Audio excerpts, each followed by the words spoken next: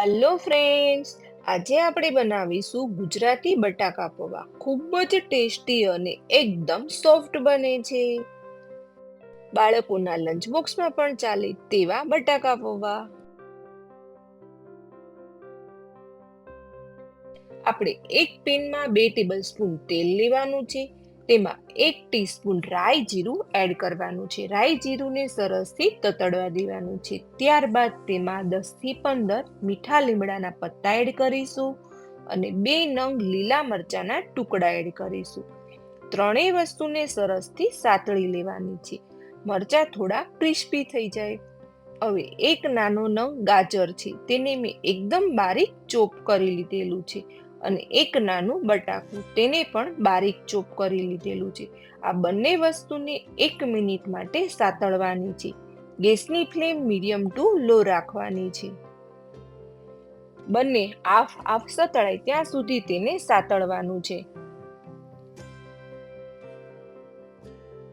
ત્યારબાદ તેમાં 1 નંગ બારીક ચોપ કરેલો કાંદો એડ કરવાનો છે. તેને પણ 1 મિનિટ માટે સાતળી લઈશું, જેથી બધા જ મસાલા સરસથી મિક્સ થઈ જાય અને બટાકું અને કાંદો બંને સરસથી સતળાઈ જાય.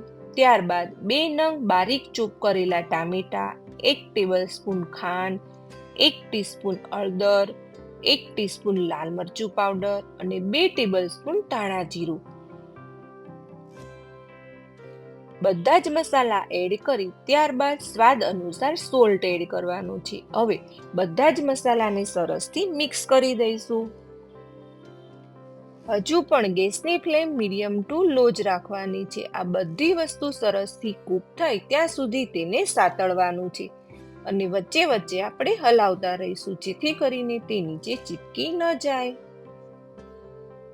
તમે ગાજરવાળા બટાકા પૌવા ક્યારેય ન ખાધા હોય તો એકવાર જરૂરથી બનાવજો. ખૂબ જ ટેસ્ટી એવા બને છે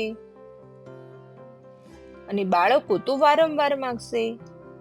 બધું જ સરસથી સતળાઈ ગયું છે. ત્યારબાદ 1 નાનો કપ મેં બાફેલી મકાઈ એડ કરેલી છે. મકાઈ એડ કરવાથી બટાકા પૌવા ટેસ્ટમાં ખૂબ જ સારા એવા લાગે છે. એને 1 થી 2 મિનિટ માટે સાતળી લઈશું, જેથી તે એકદમ સરસથી કૂક થઈ જાય ને બધા મસાલા સરસથી મિક્સ થઈ જાય. ત્યારબાદ એક જારમાં 1 કપ પૌવા લીધેલા છે. પૌવાને આપણે એકદમ સરસથી ધોઈ દેવાના છે. પૌવા મેં અહીંયા જાડા લેવાના છે. જાડા પૌવા હશે તો આપણા પૌવા એકદમ સોફ્ટ અને એકદમ ફૂલેલા બને છે. પૌવા આપણા સરસથી ધોવાઈ ગયા છે, તો હવે તેને કોરા કરી લઈશું. તો હવે આપણે ચેક કરી લઈએ આપણું બટાકું સરસથી કૂક થયું છે કે કાચું છે. આપણું બટાકું હજુ 20% કાચું છે, તો એને 1 મિનિટ માટે આપણે સાતળીશું, જેથી એકદમ સોફ્ટ થઈ જાય. બટાકું જેટલું સોફ્ટ હશે એટલા જ આપણા બટાકા પૌવા એકદમ ટેસ્ટી બને છે. ત્યારબાદ તેમાં 1 લીંબુનો રસ એડ કરવાનો છે. હવે તેમાં આપણે પૌવા કોરા કરવા મૂકેલા હતા તે એડ કરી દેવાના છે. આપણા પૌવા એકદમ સરસથી કોરા પણ થઈ ગયા છે અને ફૂલી પણ ગયા છે. હવે તેને બધા જ મસાલામાં આપણે સરસથી મિક્સ કરી દેવાનું છે. તમારા પૌવા એટલા સોફ્ટ બને કે બન્યા પછી બિલકુલ કોરા નથી લાગતા. તેને 1 મિનિટ માટે આપણે સાતળીશું, જેથી કરીને બધા જ મસાલા સરસથી કૂક થઈ જાય. 10 થી 15 નંગ કાજુ એડ કરીશું અને 1 ટેબલસ્પૂન જેટલી ગ્રેપ્સ એડ કરીશું અને 2 ટેબલસ્પૂન જેટલી મસાલા સિંગ.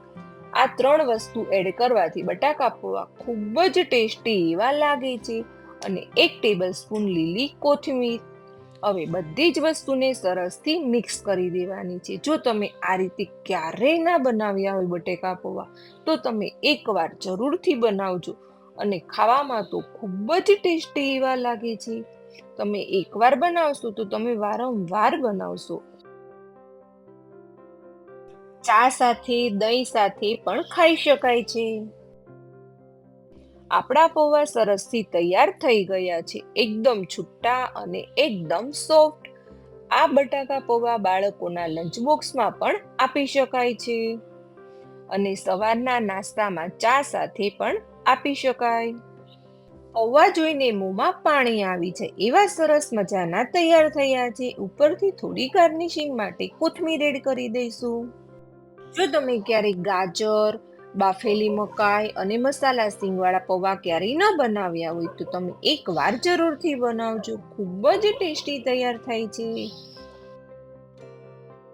જો તમને મારો વિડીયો પસંદ આવ્યો હોય તો મારી ચેનલને લાઈક કરજો, સબસ્ક્રાઈબ કરજો, શેર કરજો. નવા વિડીયો સાથે મળીશું.